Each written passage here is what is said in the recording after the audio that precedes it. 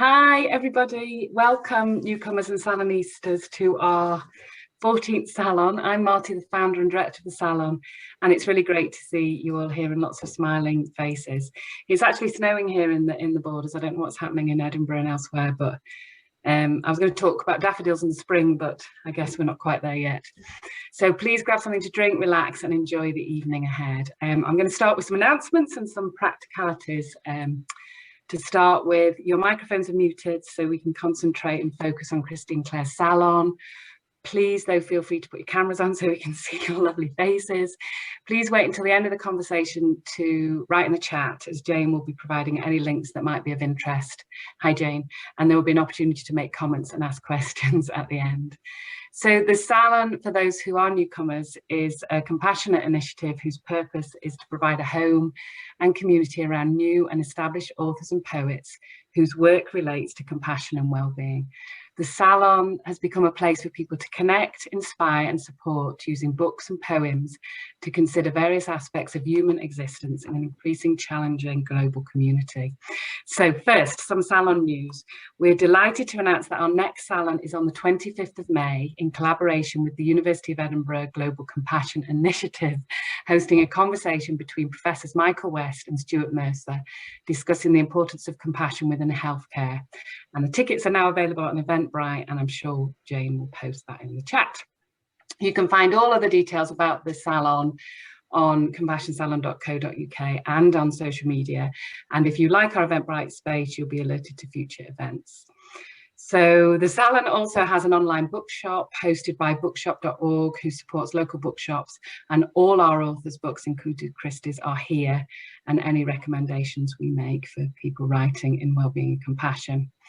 And in addition, if you are in Edinburgh, any signed copies and all the copies of our authors will be available at Lighthouse Books.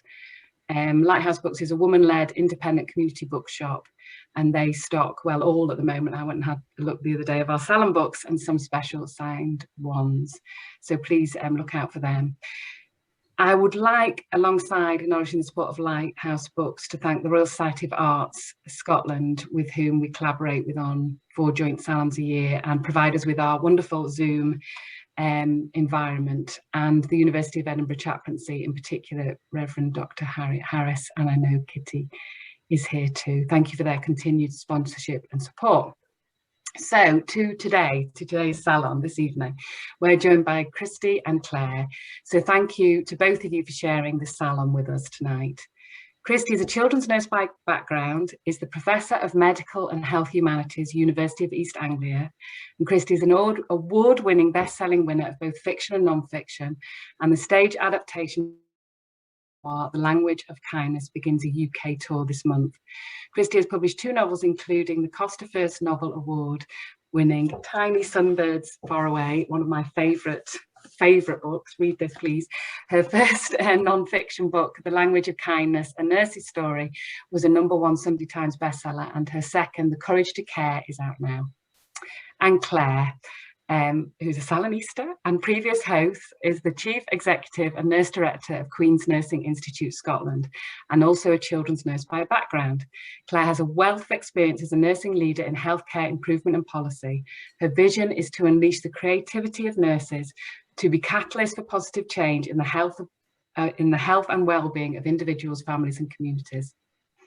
So when Christie and Clare and I met last week, we discussed hope, which is reflected in the poem chosen by Christie by Emily Dickinson that I'm about to read. There is a tendency in times of trouble for us to withdraw, to hibernate, and not draw on the very things that keep us well and recharged. And whispers of hope and reminders of joy are such things that can propel us forward to a brighter, more prospecting future. I know that Christie's and Clare's salon today, in promoting the importance of compassion, will offer us a renewed sense of hope to help us through life's trials and tribulations.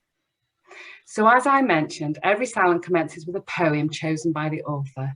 And for today, I will read Hope is the Thing with Feathers by Emily Dickinson. Hope is the thing with feathers that perches in the soul and sings the tune without the words and never stops at all. And sweetest in the gale is heard, and sore must be the storm that could abash the little bird that kept so many warm.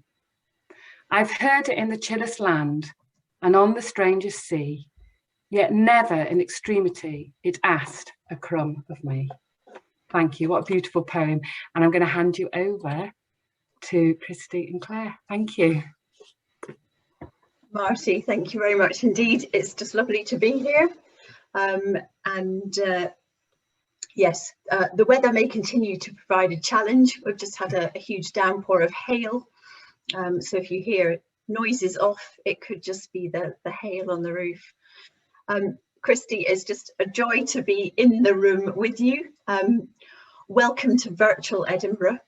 And I wish we were able to welcome you back to Scotland in person, because it was a joy to have you here 2 years ago when you were researching the book. I just love the fact that you are a nurse and a novelist. And I think, you know, that's a theme perhaps for another evening, about the way in which we tell stories, but perhaps it's something we could pick up later. And you've returned to practice during the pandemic and been an amazing advocate for the profession, advocating in a range of spaces in your various roles, particularly as patron of the RCN Foundation. And as Marti said, your first books are brilliant novels, and it's only more recently that you have chosen to write about nursing. And we'd be interested maybe to hear a bit more about that decision. But the Compassion Salon, as Marti's introduced, is a space to explore the idea of compassion with authors whose work illuminates different aspects of it. And the book of yours that we're here to focus on tonight is The Courage to Care, a call for compassion, which was published last autumn and is shortly to be launched in paperback. And I know that you are in the thick of writing another book on an entirely different topic. So we're inviting you to kind of change modes and recognise that that's not always straightforward. So thank you very much indeed. But I wonder if you could maybe start by telling us a bit about what you learnt about compassion, perhaps what was new, what was revelatory in your research and writing of The Courage to Care. Thank you, Claire. It's lovely to be here, and I wish I was in Edinburgh with you right now. That would be amazing. I loved my time 2 years ago. I can't believe it's been 2 years. That feels really surreal, because in some ways it feels like a million years ago, and in some ways it's like yesterday. But I travelled to Scotland to research the book. I travelled to Ireland, I travelled to Canada, I travelled all over the world speaking to nurses and hopefully learning from nurses that were nursing in a way that I didn't know much about. So I wanted to learn from nurses, particularly in the community, which is where the Queen's Nursing Institute Scotland particularly came in, and how I came across you. I suppose my feeling, I don't know if you've ever seen the film Roman Holiday. I'm digressing here, but Audrey Hepburn at the end is saying that she's asked by the press, did you have a favourite place that you visited? And she says, no, each place was equal in how much. And then in the end, she said, Rome, definitely Rome. Well, Scotland, definitely Scotland. I'll just put that out there immediately. And the reason I say that is because through all my research, I think I learned the most about compassion from you, Claire, from Rachel, from Jess, from your colleagues. And it was a very short trip, but a really intense one. And I do think there was something really profound, full of grace and spiritual that I felt being with you, particularly on that day with Rachel when we were working alongside her in the church, and she was running a drop-in centre for people who were predominantly homeless. And we did some very bad karaoke. and we sang and we danced. And I remember just looking at her and just thinking that there was something really difficult to get into language about the profound nature of the meaning of nursing that was right there in that room. And I felt like we all felt it as well.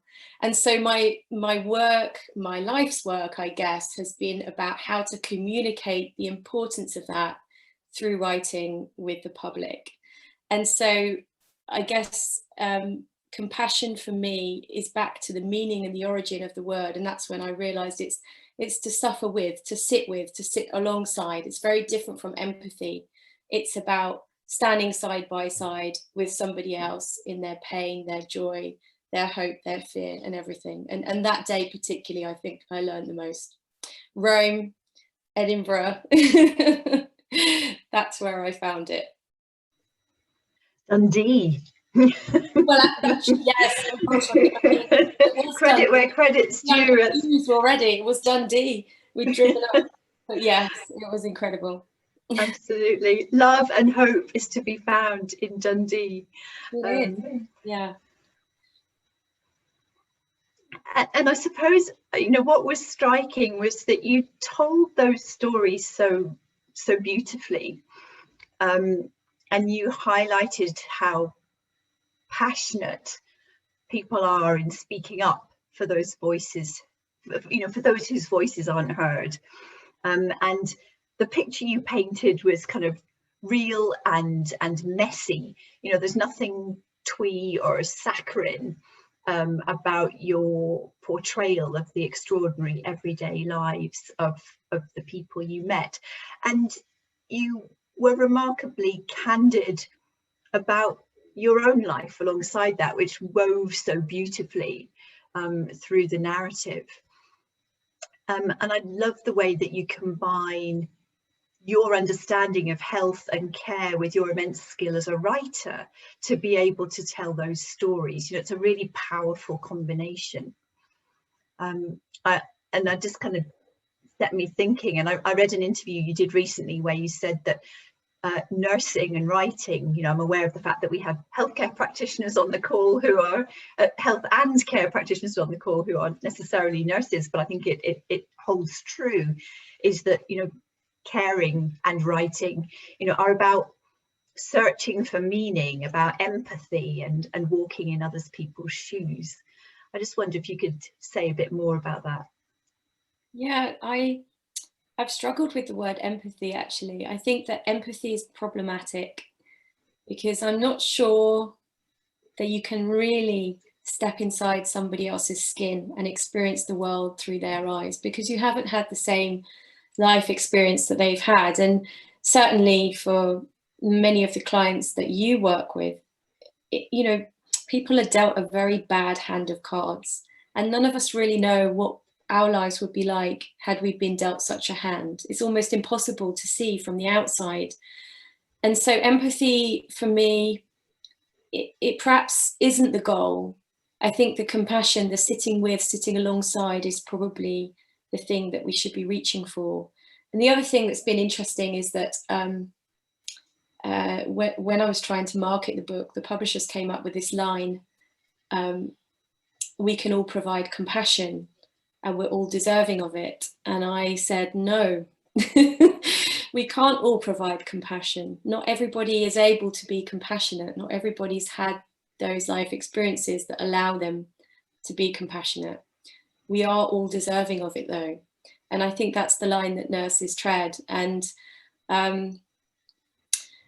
yeah, I think the thing that the writing about compassion really taught me is how messy all of us are, including myself, and how broken we all are, and how fragile we all are. And those are the things that connect us as human beings. And I guess my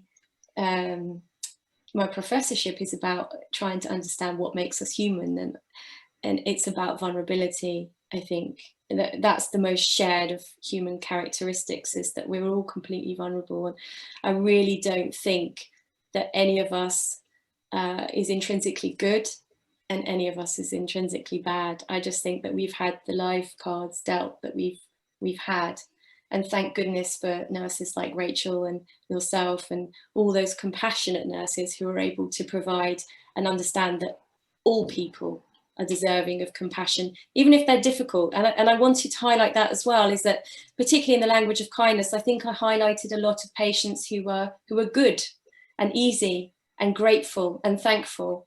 And of course, we know as nurses that that's not always the case. And some people are really, really difficult to look after, really difficult. And those are the people that perhaps need looking after the most. And that's what I learned on that journey. Thank you. I'm really interested in what you're saying, that fragility and vulnerability. And I'm just kind of thinking about the fact that, you know, the book was completed just as COVID was taking off and we all went into lockdown.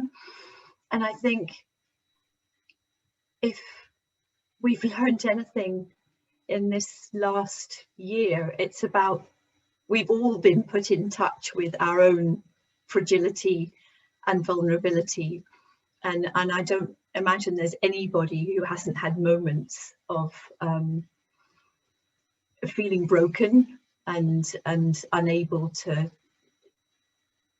carry on and put one foot in front of the other, because we've all been stretched to our limits, and I think encountered our own fragility.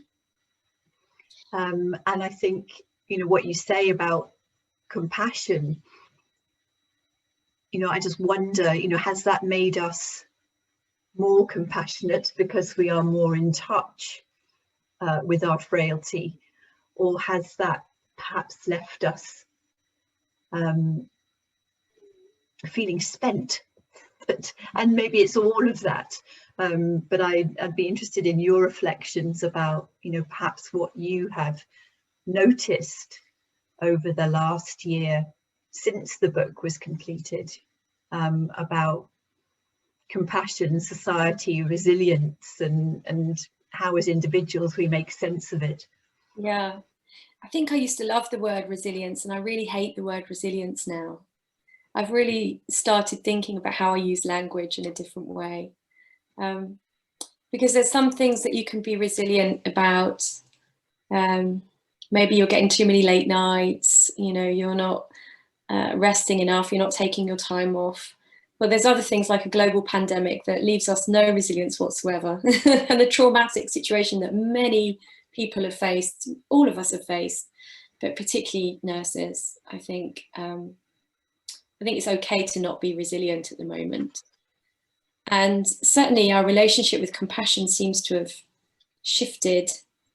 It's been really interesting to watch the clapping outside the doorsteps, the banging of the pots, the kind of euphoric narrative of heroism, and then a kind of apathy and low-level depression that sort of set in, where people were very fearful and very afraid, and it crept closer and closer and closer to everybody, and almost people didn't want to be reminded. And so I think everyone suffered some level of compassion fatigue this year. I think that compassion, the collective compassion that we all felt initially, was very tested. And I think everyone experienced what many nurses experience, actually, some level of burnout, some level of compassion fatigue, and a traumatic time where it's very, very hard to find compassion for other people. But I am consciously optimistic about our values and the fact that now, even as we creep towards some sort of sense of normality, our value system seems to have changed from thinking about individualism and materialism and stuff and money, and we just want to hug our relatives now, and it's back to family, it's back to friends, and the most important things, of course, are the things that we arrive with and leave with. It's just like what we're left with is the skeleton, the bare bones of our humanity. And so I worry that our collective memory is short, and it will be short-lived before we're back in shops buying stuff we don't need with money we don't have. But I hope I really hope that this time has, although it's been a time of great suffering for everyone, I think has jolted us into a potential for a new reality, a potential for an age of compassion that was sorely missing and sorely lacking. Yeah, that's my hope. I don't know what you think about that, Claire. I mean, I'm sure you think about that as well. Absolutely, and I think it's that kind of hope that sustains me. Yeah, there are moments when you see things, you just think, no, I just so don't want to go back to whatever kind of normal was. You know, how do we, as everyone says, you know, build back better, press reset, but how do we use this opportunity to pause and say, what is it that we want? A society that is, you know, kinder, greener, fairer. And how can we take the things that we are learning about the extraordinary things that we've witnessed early on, about communities reaching out, connecting, you know, people delivering food to one another, ensuring that everybody within their community had food to eat. You know, how do we hold on to that, that, you know, kind of neighborhood, local, national expression of compassion? How do we build that in to our communities? And there's been such amazing work that we've seen, and so many extraordinary expressions of kindness that we've witnessed in every locality. And there's something really important about that sort of awakening. You know, people have talked about, you know, perhaps a new enlightenment, but how do we hold on to that, that sense of hope, that sense of reconnecting with our values, that are about, as exactly as you say, the things that we really cherish, our relationships, our connections, our ability to love and to nurture and to support one another. And okay, yeah, it's how do we, it's the how question. I dropped out. I don't know if you could see me, but I'm having some weather here in South London, and some lightning just came and the internet dropped off, but I'm back. So apologies if I dropped out, and I'll have to pick up on what you just said, Claire, because I didn't hear you. That's fine. I was musing, I think, after yours about, you know, I suppose the question of how do we hold on to those things that we've learned? How do we hold on to the that kind of collective sense of caring for one another, and that reconnection with our values that we have at times experienced in the last 9 months, year, gosh, more than that, 15 months. The nub of I guess what you have written about, which is that sort of, you know, the messiness and the roller coaster, but it's those kind of moments of grace. How do we kind of dial them up and hold on to them? The internet interference from the weather in South London is obviously persisting. I haven't had the hail in Edinburgh, but clearly we've got lightning in London, which is challenging our connections. And I think the connection there, Marti, with, you know, your reference to Kristin Neff's work, you know, I think connects well in terms of this theme of how do we take some of the hurly-burly that we've been through, yes, and make sense of it. And I think Kristin Neff's work around self-compassion is just so important and speaks very much into this space. Is you know, whilst I think it comes out really strongly in Christie's book, is the idea of how we walk alongside in terms of compassion, you know, how do we do that for ourselves? How do we actually accompany ourselves and recognize our own needs? That kind of, I might just lasso you in at this point, because I know that self-compassion was the subject of your PhD, and something about which you have done a huge amount of thinking. Yeah, I was just thinking actually about the ability to, I've thought about this for a long time actually, equanimity, about how do we keep balance?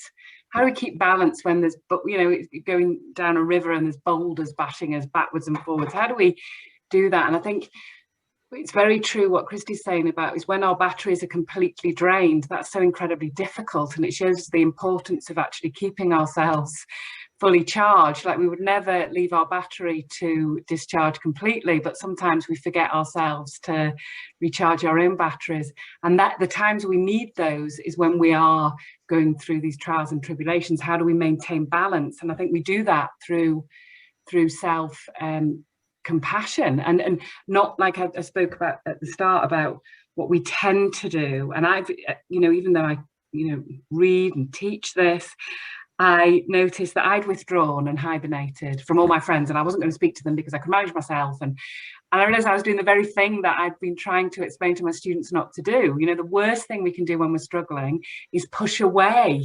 everything that usually fills us up and makes us feel much better, our soul food, if you like. Or I've started saying the things that fill up your senses, because I'm such a fan of John Denver, which is probably not very popular these days in a certain age group. But, you know, that sense of what is your soul food and what keeps you strong. And please don't push that away when you're having a terrible time, because then is when you need it the most. Absolutely, and I think that is something that's very easy to, as you rightly point out, to encourage others to do, but it's something that we're not so good at doing for ourselves. It's incredibly difficult, and there are times of also when we need to sort of walk along with our pain, and sometimes we do need to hibernate and roll in a ball. You know, sometimes we do need to watch rubbish movies all day and eat Jaffa cake. Sometimes we do need to withdraw, but it's knowing when the time to get back up is. And I'm only, you know, talking from my own limited experience, but sometimes when I've been struggling in my life and people have said, how do I get back up again? You know, I'm being derailed again. How do I keep balance? How do I keep this sense of me? And to me, there's the things that have helped me are compassion, kindness, putting one foot in front of the other, realizing that little by little we walk far, and we can walk very far, very, very slowly, actually, a step at a time. Well, here's Christie. We'll let her in the waiting room. And I think we kind of moved on to the theme of self-compassion, Christie, and, you know, and I think, you know, Marti was saying that she shared your discomfort with the word resilience, but maybe at the heart of maintaining our ability to keep putting one foot in front of the other is that the importance of accompanying ourselves, and that compassion to self, actually stepping out and telling ourselves the things that our best friend would tell us. Yeah, that's quite hard to learn, isn't it? I'm 44 now and I'm still struggling with that. I think that's a lifetime's project, is telling ourselves the things other people tell us, but it's a worthy project. I think the thing that got me through the first peak when I went back to clinical work was my colleagues, and it was my team, and having those friends around who completely get it, completely understand the day that you've had. And sometimes it's just a text message or a look or a glance or a laugh about something, sometimes inappropriate. But it's just that having that support from colleagues is the thing that I think is that for me builds wellness in nurses.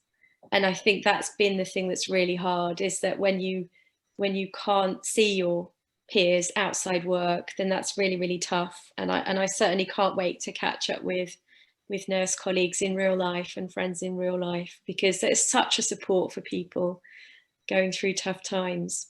But I agree, I think the wellness stuff is so important. And I do think that we're living, when we were talking before I got cut off, we were talking about the before, and people saying, oh, I just can't believe this has happened, I really want to go back to before. I don't want to go back to before. Before was pretty rubbish and full of inequalities and discrimination, and full of suffering, really profound suffering, existential suffering. We had problems with democracy, with racism, with poverty. This isn't the only pandemic. We've got a pandemic of violence against women. So there are many different things going on that I suppose I've learned from community nurses and other members of the nursing community, that this is one pandemic and it's been horrendous and it's been horrific for many, many people, but there are other things going on as well. And certainly I worry a lot moving forwards about mental health. But I do think we've got a chance now to reset. And I think we've got a chance to say what kind of future we want, and how are we going to build that individually and within communities as well. And that word community has never been too sexy or fashionable. But I think it's the age of community. The time has come for that word to have its day. And I'm sure you'll agree with this, but one of the frustrations I've seen over the last year is, absolutely rightly, we've seen frontline nurses. We've seen nurses in hospital considered frontline on critical care. And I can't tell you how many members of the media have asked me to put scrubs on and do this and do this. But actually, frontline means forward facing with patients, and the people that are on the front line who are dealing with sometimes the most desperate situations with the most limited of resources are community nurses, district nurses, mental health nurses, learning disabilities nurses, military nurses, prison nurses, those in forensic justice. I just think that these are the frontline nurses that we perhaps don't hear so much about, which is why it's been really a privilege to get involved with Queen's Nurses and Queen's Nurse Institute Scotland and yourself. And it's really challenging, isn't it, to tell those stories? You know, when we kind of, you know, experience that compassion and work alongside, you want to advocate for the people who you are working alongside, but it is hard to get your voice heard.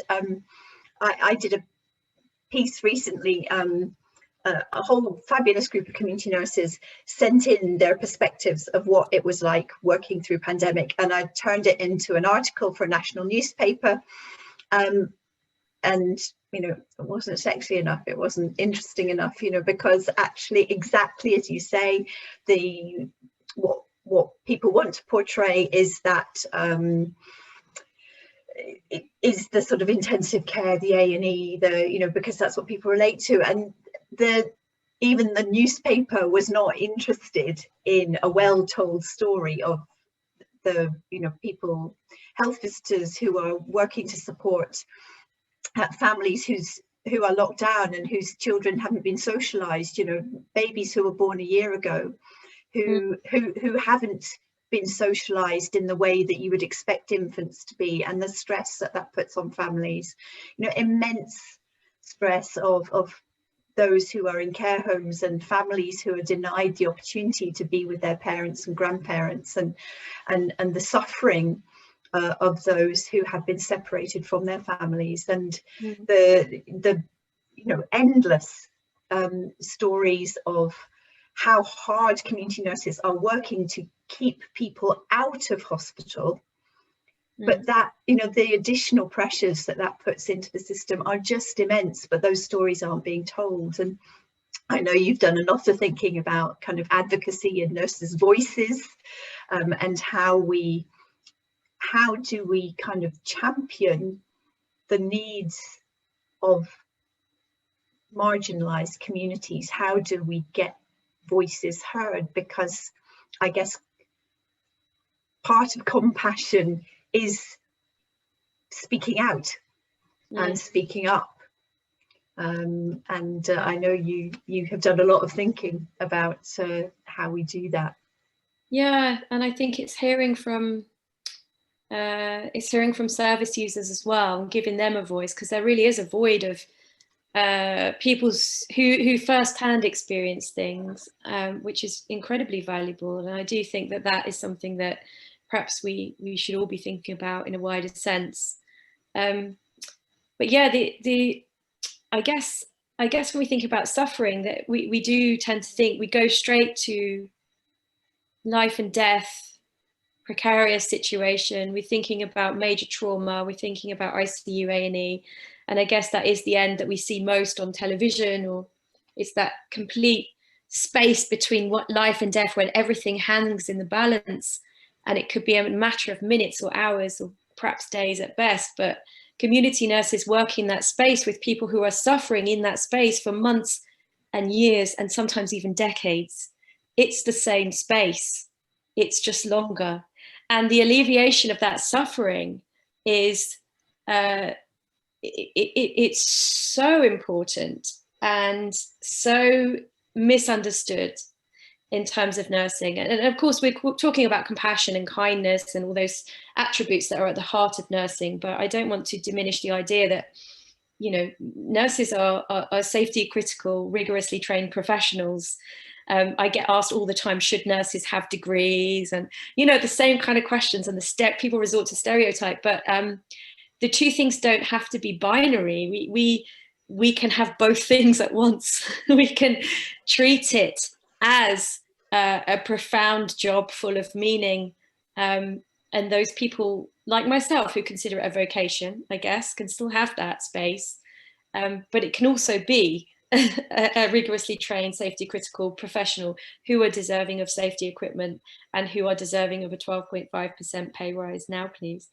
But I think that took me a long time to realize, and I've come from a background of nursing, and I spent 20 years nursing predominantly in hospitals. I did some work in the community, but I don't think even I appreciated the level of expertise and skill and compassion that community nurses have, and the difference that they make in people's lives, and far more people's lives, and probably most of our lives ultimately, in comparison with hospital nurses, until my dad was dying and I was on the other side of the fence and suddenly saw, wow, this is a job that I don't recognize, even though I'm doing a similar job. It's I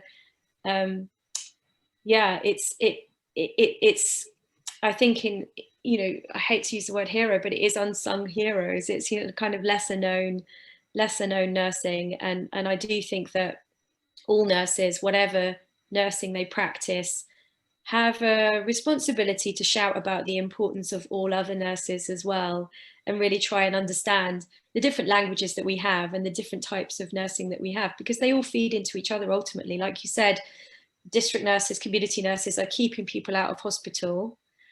By doing that, they are saving lives, quite literally. And they're saving lives more than a neurosurgeon. But we're championing the neurosurgeon the whole time. And we're not looking at this quiet, softly spoken musical magic that's happening underneath, because it's not shouty, it's a quiet type of nursing, but it's no less important and no less profound because of it. I'm waffling. now there's no thunder and lightning, I'm just waffling. Yeah.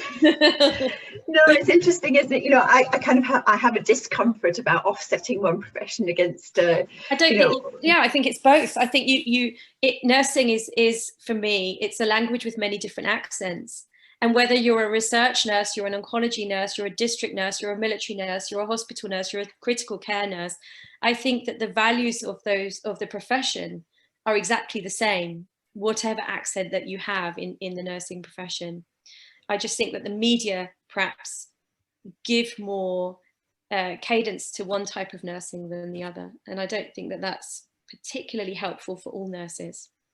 No, and I think it's probably across professions that similarly, our colleagues in medicine and allied health professions and social work, somehow it's harder to tell the stories of the caring, the outreach, the connections within communities, because it's it happens in people's homes, it happens on the streets, it happens in clinics, in consulting rooms, you know, that it's not as visible.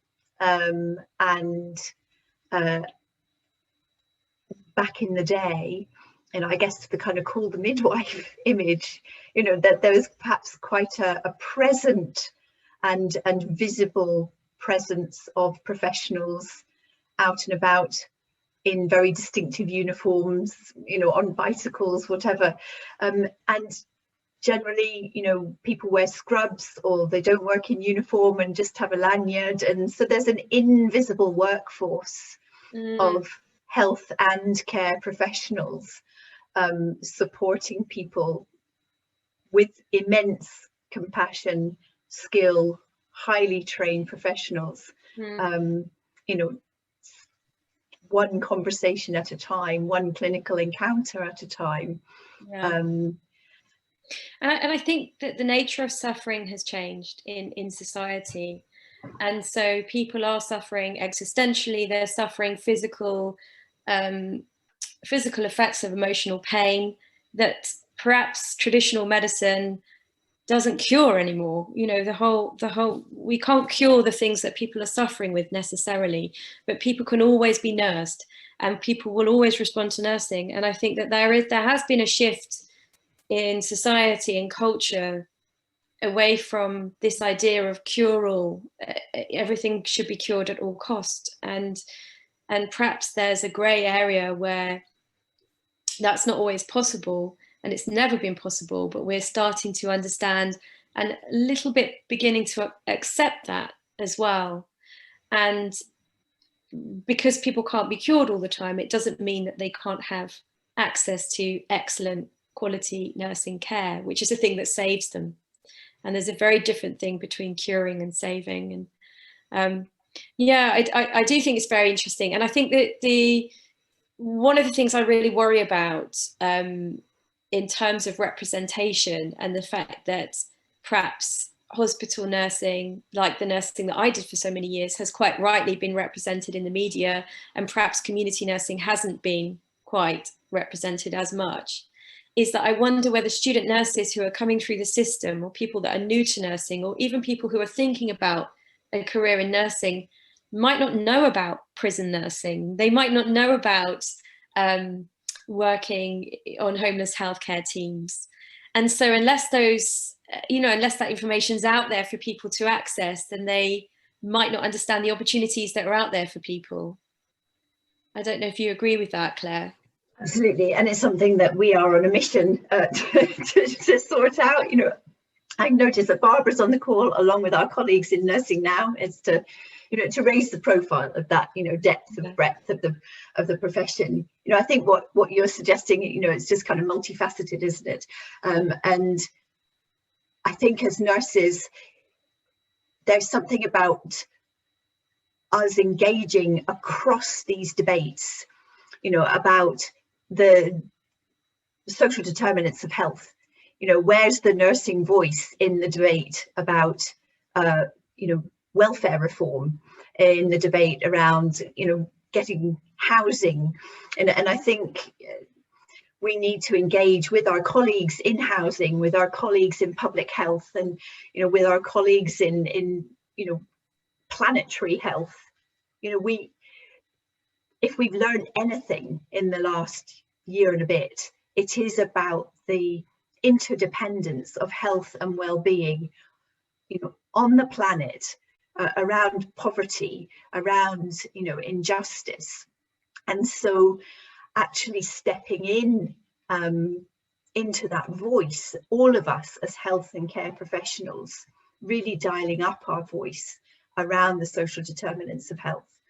And saying we need to reset, but compassion is as much about having somewhere clean to live and being able to pay your electricity bill, as it is about access to medicines.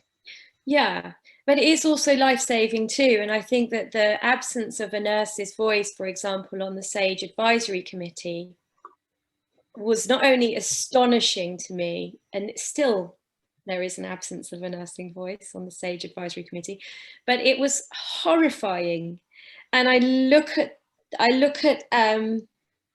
well, first of all, it seems to me that the government doesn't understand that nurses can be scientists too, and that the very best person to advise on care homes, for example, and logistics and practicalities about how we implement science would be a care home nurse. That for me just seems like the most obvious, straightforward thing. And yet it's still not changing. And I don't know what it takes for people to understand that the experts are the nurses who work in their particular field of expertise. And, you know, I'm angry about it. And I'm angry on behalf of the people who, the families of people who've lost loved ones. And I truly believe that there should have been and should be a care home nurse, for example, on the SAGE Advisory Committee. It's almost like people in government and the public are different. I think the public are aware that nurses are expert in their own, because they've had dealings with them, they've seen what they're doing. But it seems to me that the government aren't accepting that nurses are expert. And I don't know if that's about gender. I don't know what that's about. I don't know if you've got views about that as well, Claire, or if that's too political a question. that feels like a whole nother topic, which you know is absolutely connected. And I might have to bring Barbara in on that one. But yeah, I think there have been all sorts of voices missing. Yeah. You know, it's all sorts of voices who we've needed to hear from, and we have tended, for whatever reason, decision makers have perceived certain kinds of experts, and those are the voices we've heard from. And there have been all sorts of voices missing to express the broader expertise that we as a society have to bring to some of these immensely complex, multifaceted issues. Yeah, it really is. Thinking about PPE, who is more expert in the world about PPE than an infection control nurse whose entire career has been about PPE? And I'm still confused, honestly, and I'm not being facetious or difficult. I really am confused as to why we haven't had these expert voices from the nursing community. Anyway, I'm digressing into a political. But it's been a yeah. Anyway. Absolutely. So much learning, so many things to unpack and reflect on. I'd like to open things up. You know, there are a number of ways in which you may want to comment on all sorts of the themes that Christie has raised. There's the whole theme about compassion, about self-care, about advocacy for our most marginalised citizens, and there is other themes here around the voice of nursing, and who is prioritised as experts by our society, and perhaps reflecting on why that might be and what we need to do to change that. So do please put your comments and questions in the chat, and we will ask Jane to share what's going on. And I was going to ask you as well, Claire, sort of sidetracking a little bit, but about what you think about the role of the arts in healthcare moving forwards. Because I guess one of the things I'm really interested in is the idea that in order to alleviate suffering, you need to understand suffering. And the way to understand suffering is through the arts. And when we can understand that, then we can sit with it better. And I don't know what you thought about in practical terms, or even just philosophically, about the role of the arts in nursing moving forwards? You're on to one of my pet exciting topics. Oh, great. But I'm mindful of the fact that I did invite Jane. So I will answer that very briefly and then I'll hand over to Jane. Inextricably linked. There's so many levels. I'm reading The Artist's Way again at the moment. It's just that whole getting in touch with our own creativity as individuals and bringing that to work, unleashing our creativity within our work, whatever that might be. But also I think in order to communicate some of the things that we've been talking about, poetry, music, art, spoken word, theatre, all of those media give us such a powerful way of telling the stories that need to be told. Yeah. The story, what we've just said is we feel as if there's a kind of brick wall in terms of voice and being heard and being able to advocate for the people who we serve. The arts gives us a whole language to communicate those messages where kind of words and reports and papers can't really communicate that emotional resonance, that the real kind of hearts as well as minds. And I think, yeah. I think storytelling in all forms is about, because we're all flesh and blood and bones, and we're stories, and this is the magic of humanity. This is what makes us so human and connects us, and also gives us an understanding and empathy or compassion for other people's stories.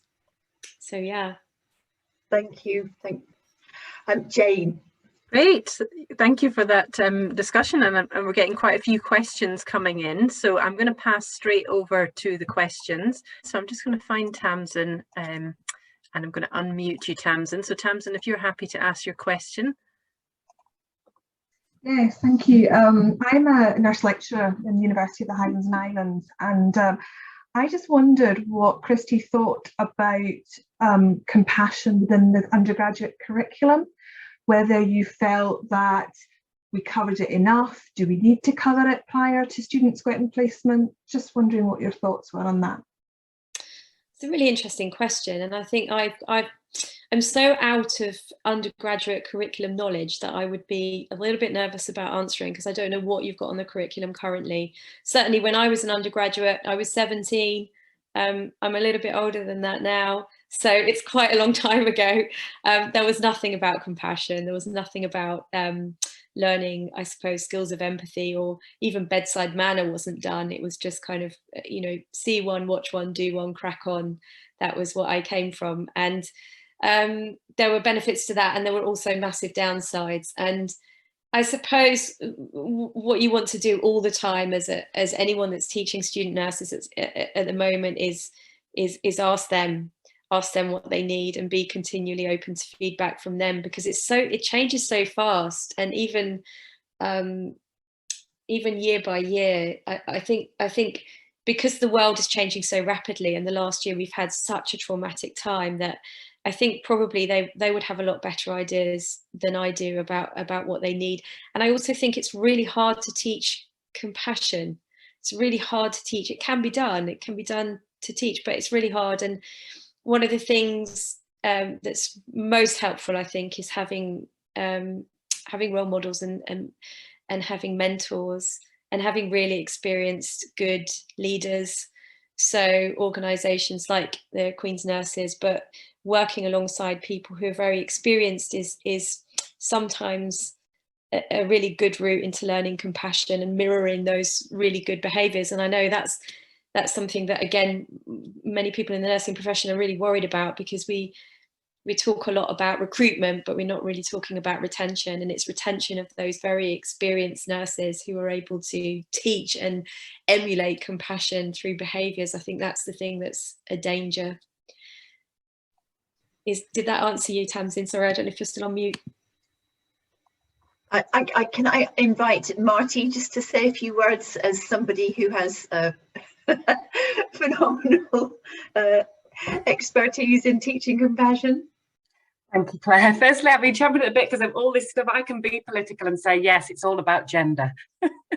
So I can definitely say that. My PhD looked at the different stereotypes of nursing and this division in labour between skill and care, and that the two don't seem to be able to cross in terms of compassion and skill. People don't like them together. So there's issues about that. But in terms of teaching in the undergraduate curriculum, which I do in nursing and medicine, yes, we need lots more of it.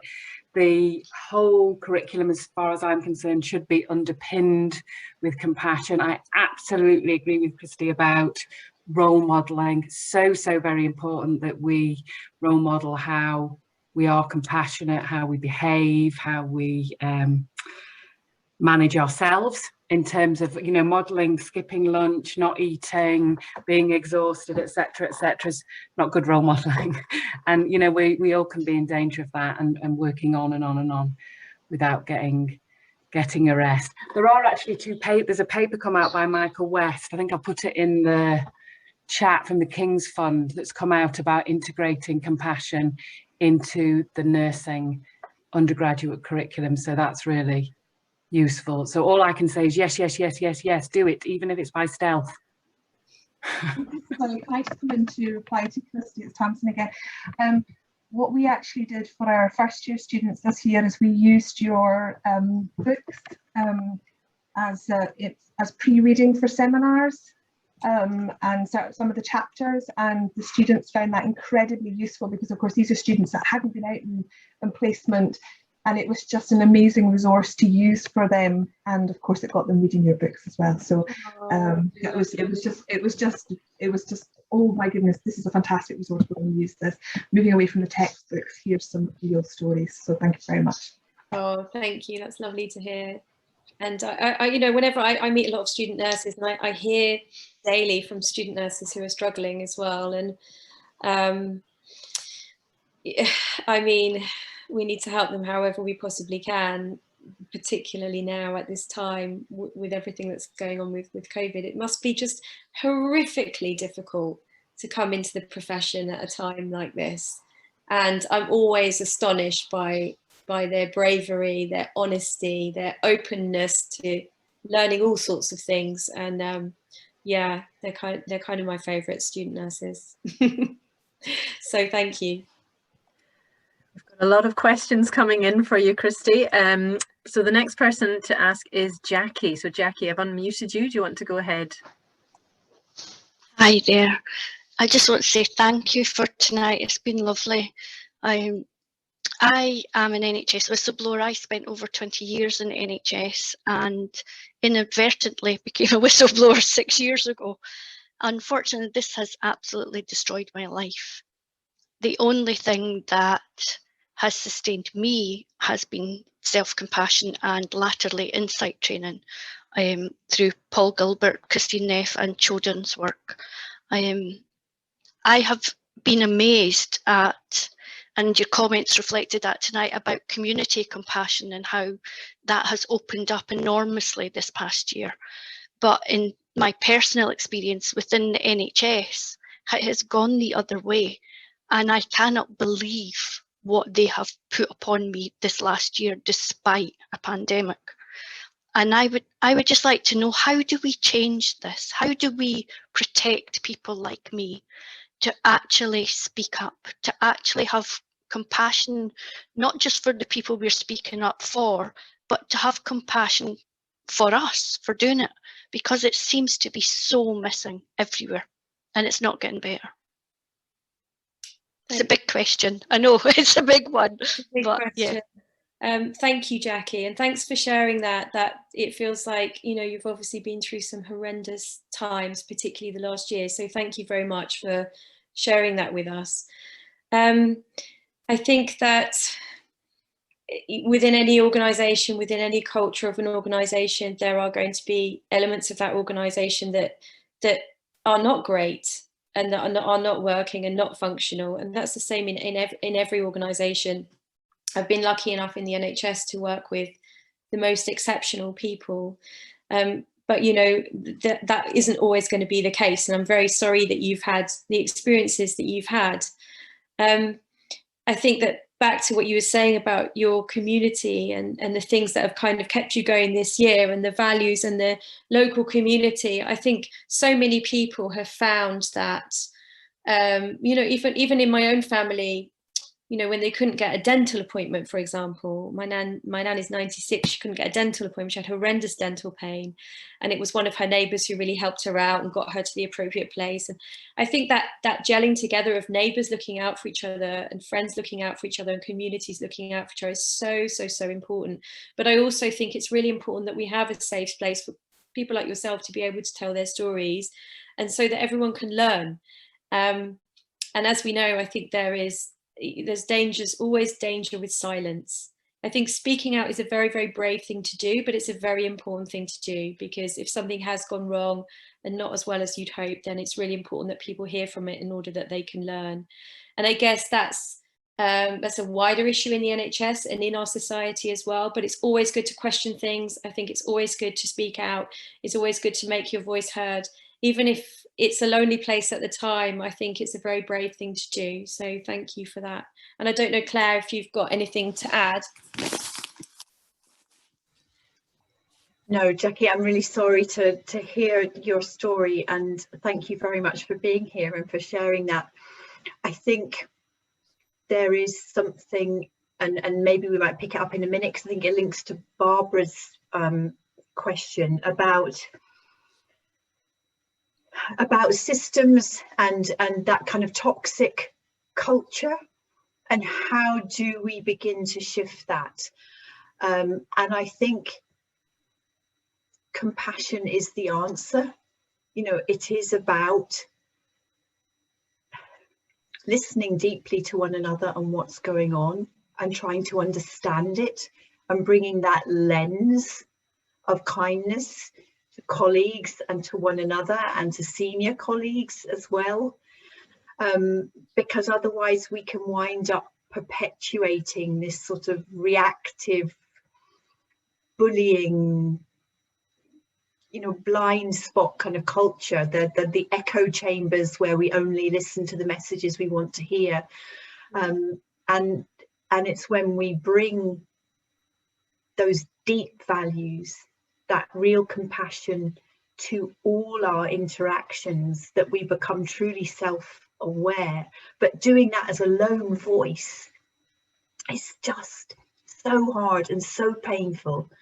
And I think it's about finding your tribe who can support you in that phenomenally lonely place. But, you know, systems eat individuals for breakfast, and I'm really sorry to hear that your experience has been, you know, so difficult and so painful. I think it just goes to show how difficult it is to challenge the system at times, but we need to retain that glimmer of hope, and one conversation at a time to do what we can. But thank you for the question. Thank you for that question. So I've got Donna now. So Donna's posted a question in the chat, and she's going to ask you the question. Over to you, Donna. Hello, thank you very much. So I'm Donna. I'm a fellow UEA alumni, Christie. So very nice to say hello and meet you in person. First of all, can I just say again, echo what Clare and Christie have said, and Jackie, I wholeheartedly applaud you for having the bravery to speak out. You know, to let your voice be heard. It's such a brave thing to do, and I think we all start out as nurses with this warrior inside us, and we go strongly, fighting everybody else's wars, whether it be to get the care that they need, to get the support they need, and it's very easy to let that warrior weaken when we come into difficult situations. And what I found through a clinical psychologist friend of mine was self-compassion. And that got me through my really difficult situation, horrendous situation, which is kind of why I'm where I am now. I had to move out of a situation to come into a different one, and that's where I've now had the opportunity to explore a PhD proposal in self-compassion.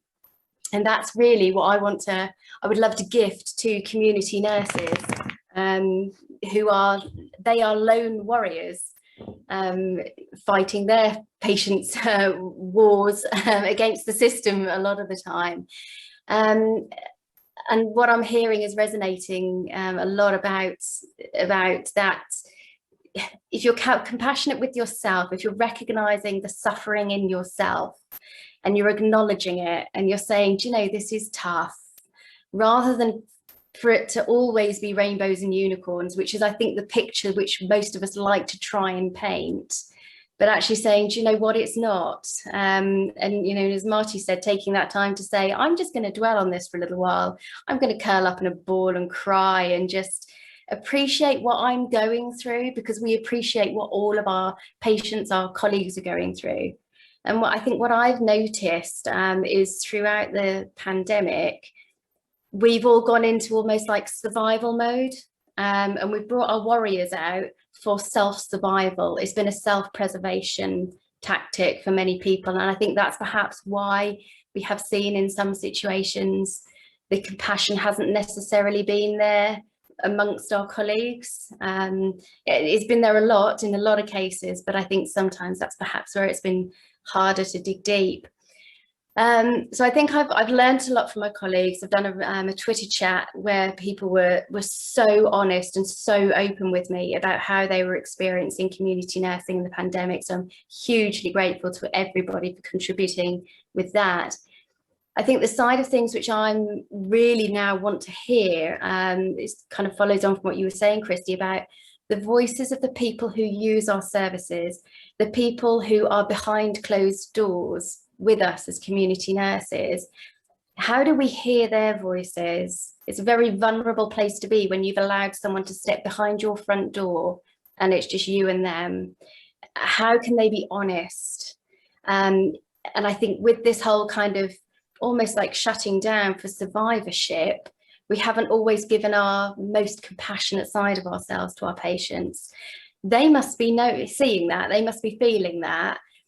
So how do we hear from them honestly? So myself as a researcher, how do I hear from them? How do I hear those voices that we don't always hear? Yeah, that's one for you, Claire, perhaps.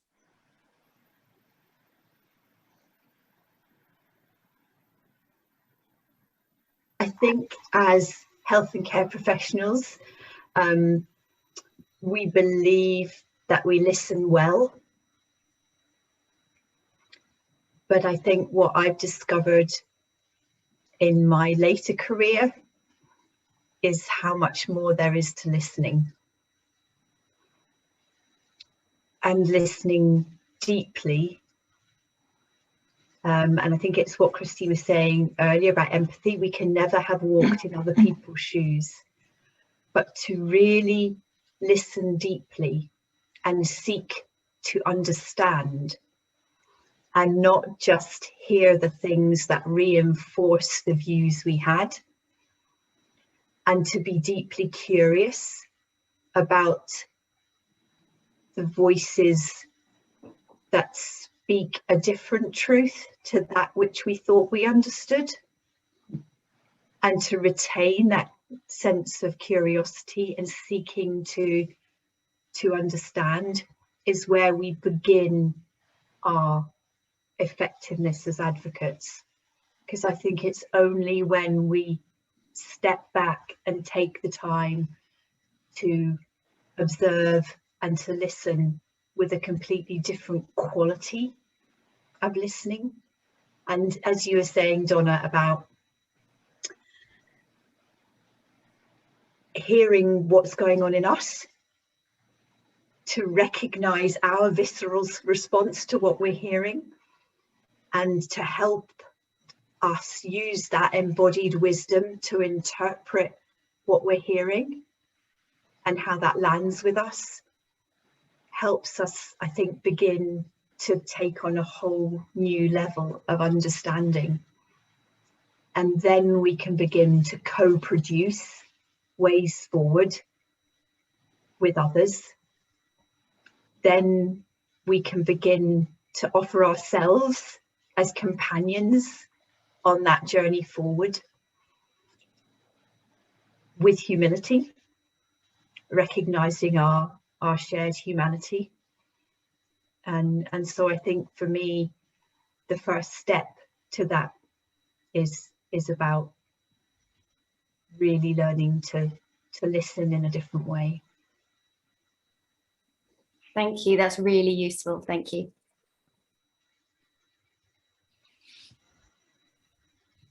Thank you. We've got another question or a comment from Barbara. Barbara, are you okay to come in now? Thank you. Yes, that's Thank good. you, Donna. Thanks, and thank you both, Claire and Christie. It's been great, and I want to thank you both for being such great supporters of the Nursing Now campaign. Christie, you've been one of our champions. Thank you so much. We're coming to an end at the end of May, Wow. and it's been a really wild ride through a pandemic. It's very hard to imagine how nurses could have been both so invisible and so visible at the same time. Schrodinger's nurses we were. But it's been, you know, a lot of what you've been saying tonight, of course, has resonated hugely. And I wanted to make just one comment because, Claire, you sparked this for me. During the lockdown, my husband has been locked down in America and I have been locked down here in England. So we've actually been apart since March 2020. Just over a year. So living on my own, you know, has been quite a new thing for me. I've had sole custody of the television remote control, which I've had to make full use of because there hasn't been a lot else to do, not being allowed to go out either or see anybody. So I started to watch a program, which some of you may have watched, and I have certainly watched now, called Gogglebox. Do you know what I'm talking about? This turned into my utterly favourite programme. I could not miss this programme. And I thought about it because I'd never watched it before. And people had said, oh, you should watch Gogglebox. And I'm thinking, Gogglebox? Watch people watching television? What do you mean? You know, how ridiculous is that? But what I realised was they had become my tribe. Because I also was watching all these programs that they were watching. And more than that, they were laughing and I was laughing. They were crying, I was crying. And it was the shared humanity. It was allowing in that shared humanity that in many ways really helped me. I mean, it was making connections with these people I'll never meet, but you know, allowing that you can have a shared humanity. It was a bit of an existential slap in a way. It was like, we are all connected. You know, we on this Zoom, we're all connected by our humanity and by our ability to listen to each other and understand each other. And that is, you know, that is so important. If you think about Jackie's question and you know, why are people not compassionate to you? Because they're not seeing that. They're not getting into that inside part of you that they need to connect with. It's like two windows opening in people and you each see each other through those windows. So I just wanted to make that comment because for me, that's been quite an important development this year. And I also wanted to, based more on the campaign and our work on that, to say that I think there is a kind of a weakness associated with compassion. It's seen as less valuable than scientific rigor. You know, so if I go on to the SAGE and I can say, you know, I've done this retrogressive analysis and I've compared this and I've compared apples and matched pears and, you know, I've come up with this and I sound terribly good and my voice is loud and male, I'm going to get listened to. And it doesn't matter if I'm talking utter drivel, it still gets listened to and it might get commented on later. But when you talk about compassion, it's kind of, oh, this is what women talk about. Oh, you know, this is nursing stuff. And in my work on the Nursing Now campaign, we've done some studies that have looked at this. And I think nursing as a profession finds it hard to shake that, you know, that somehow what we do is kind of weak. It's sort of, we mop up what's left. And we had a conversation with Mary Beard, whom I'm sure many of you know, who's a wonderful, wonderful person. And she said, you know, when I think about nursing, she said, I think about medicine, and doctors do what we can talk about and nurses do what's left over. Mary Beard said that. And she is, you know, pretty smart. So we have a lot of explaining to do in words that people outside nursing will understand. So I'm sorry, I've gone on a long time, but I was interested to know what both of you thought, both Claire and Christie thought about that. Thank you so much. I'm a Gogglebox fan too. It's amazing. Yeah, I worked the first peak. I went back to clinical nursing for a short time and worked at the Nightingale Hospital. And my job title was, it changed all the time, but it was lead nurse for compassionate care. And so my job was compassion. And the interesting thing about that was it was quite a hard sell. And it was quite a hard sell because the language of care and compassion is very gendered and almost seen as soft and less than. But I would argue that those are the skills that are the most advanced. Anyone can put a chest drain in. I mean, you really can train anyone to do that. But to deliver bad news in a way that is sensitive and appropriate and kind and compassionate, that's a skill. And so it's about how we redress these things. And one of the things that last year has taught us is that saving lives is amazing and science is saving all of us, but it's not always possible. And it really hasn't been possible many times in the last year that we wanted to save lives, but to give meaning to lives and to relieve suffering and to relieve pain and to sit with someone and be compassionate and be with them, that is something that feels like maybe even more important at this time. And certainly in terms of perspective and the times that we're living in, I do feel very hopeful that we've been living in a time of where we thought everything was solid and concrete, and actually it wasn't. We were living in a time of suffering and pain and hardship and poverty and violence and injustice and inequalities and racism and discrimination. And we were living in those times without really thinking too much about it. And this pandemic, for all its horrendous awfulness, has really shaken us to perhaps think about a time where we can live in compassion and community and kindness and helping our neighbours and thinking about other families as well as our own families, and the importance of our legacy and the importance of hope and the importance of those things that connect us and bind us. So I do think that perhaps our language needs to change about compassion, but perhaps our values are changing so fast that even the language won't really matter so much. And I don't know, Claire, if you think in a similar way. Absolutely. And I think, I guess two things.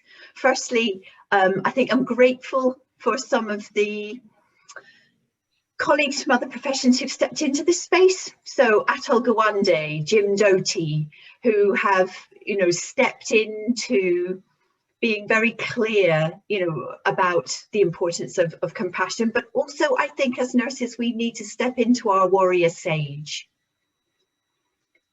So there's something about that coming together of our wisdom and our deep compassion with that warrior spirit, because I think it's possible to be both, and we need to be both, and we need to do both well, to be that highly skilled warrior with that wisdom and compassion. And I think as a profession, we need to step into to warrior sage, and that's what we need of our nurse leaders, is to bring those together, the courage and the compassion, and to be powerful role models and advocates.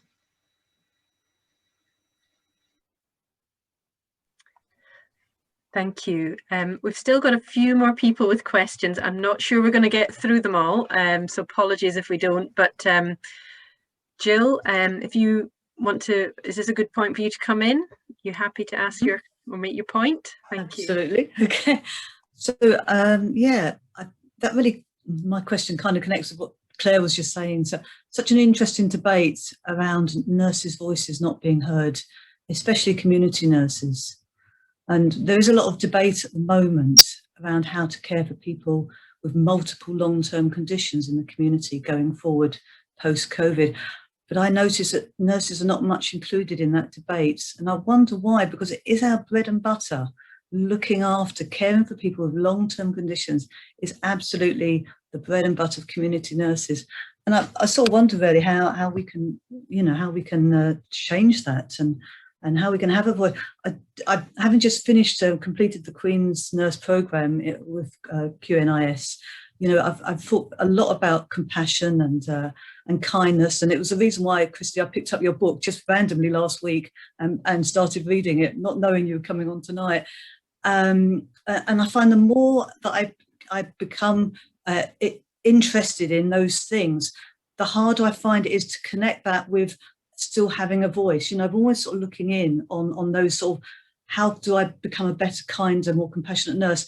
But I think Claire just covered it really by saying that's a connection between the warrior bit as well. But I'd be really interested in your comments, Christie, because clearly, that's obviously something that you cover in your books as well. So.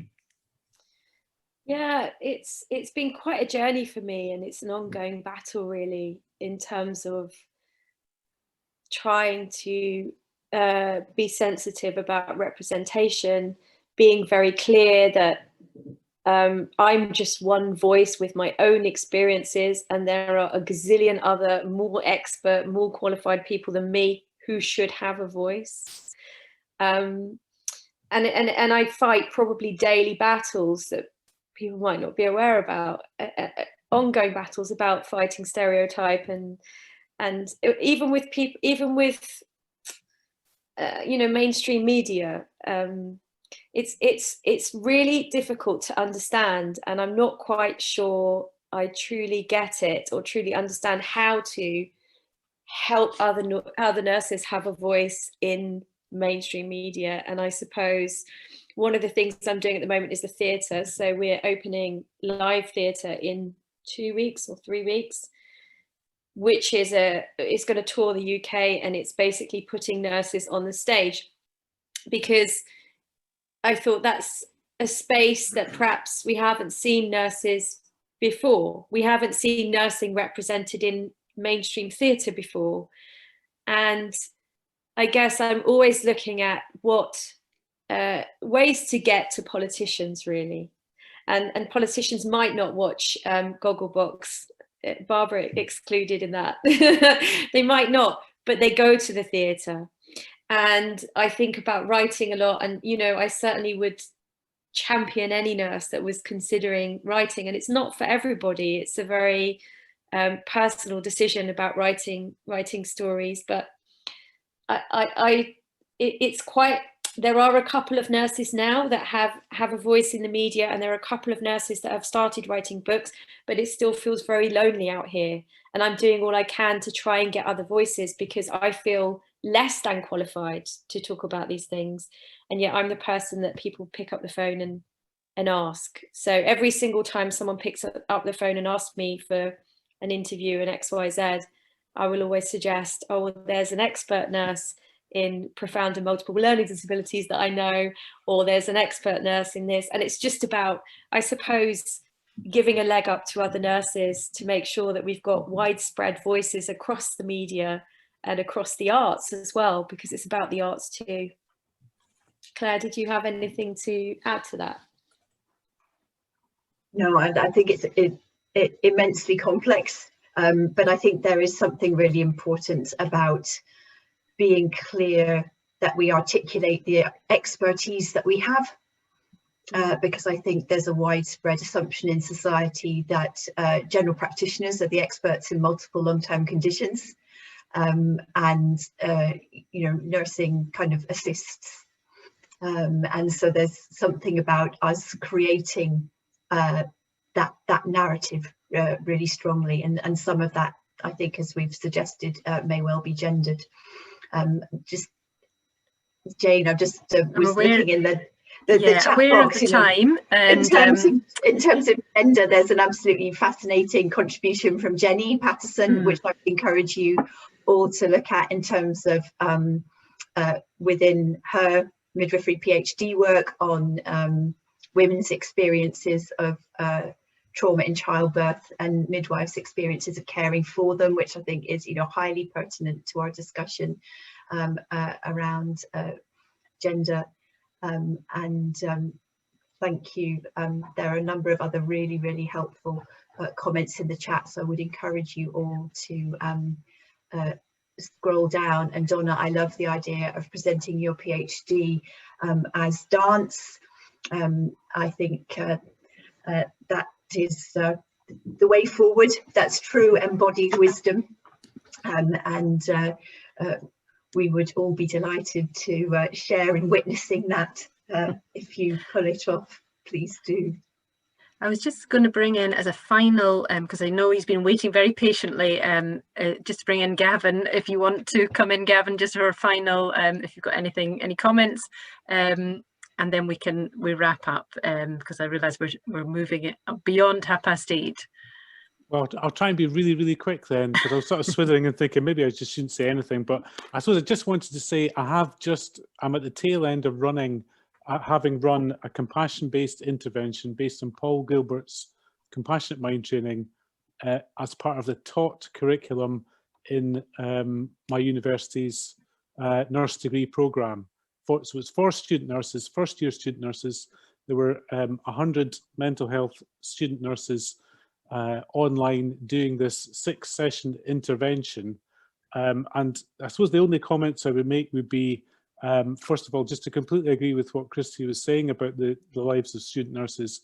They're really complicated, busy lives, and I think they've been through a really difficult time in their own particular way during the pandemic. And my deepest wish in running this intervention was that I wanted it to be part of the taught curriculum, because I didn't want it to be an add-on, because I think when we start adding things on like mindfulness and these other things that are great, students just don't have time for that. And I think this should be taught, skills like that should be taught, and they should be discussed. And I also agree with Christie, everything you've said about the dialogue that's needed. My other deepest wish would be, my perception is that nurses are often told how to be compassionate and what compassion is. And so I would rather we engaged with these really interesting interventions, Kristen Neff's work, Paul Gilbert's work, and then actually took it on and owned it, and used whatever language we like to engage with that. And my final thing to say would be just thank you to you both for a really good talk. Christie, if I'd had your book when I was at the start of this intervention, it would be on the reading list for the students, because as somebody else said, it is shot full of really good examples for the students to get their teeth into. Really, really helpful. So thank you very much. Thank you. Hi guys, I'm going to jump in if I may, unless Christie and Claire want to say anything. I think we're doing well. I think we're going to have to do a Compassion Salon, Christie and Claire ×2, I'm afraid, for the number of questions. So I'll hold you to that without inviting you. I expect to do a number 2 at some point in the next couple of years. So what I want to say is thank you so much. What brilliant, what a great salon, honestly. I enjoyed it thoroughly. It was so wonderful to hear about all the work that everyone's doing, and Christie's work and Claire's work and everyone actually, and so nice to see Barbara and everyone here tonight. It's really been a really great night, so thank you so much everyone, and I hope we can all leave with our warrior spirits fully you know, on go with that warrior spirit. I think just such a hopeful, and that's what we wanted, a really hopeful salon that propels us forward in a positive direction. So thank you so much, everybody, for being here. Thank you. Cheers. Thank you. Thanks, everyone. Thank you. Jenny, I think you should lead us in a closing dance. Please. The woman who has submitted her PhD in a 3-minute dance. Thank you. That's thank brilliant. you all very much. Thank you. And thank you, Christie. It's been a joy talking to you. Yeah, thanks, everyone. Nice to see you all.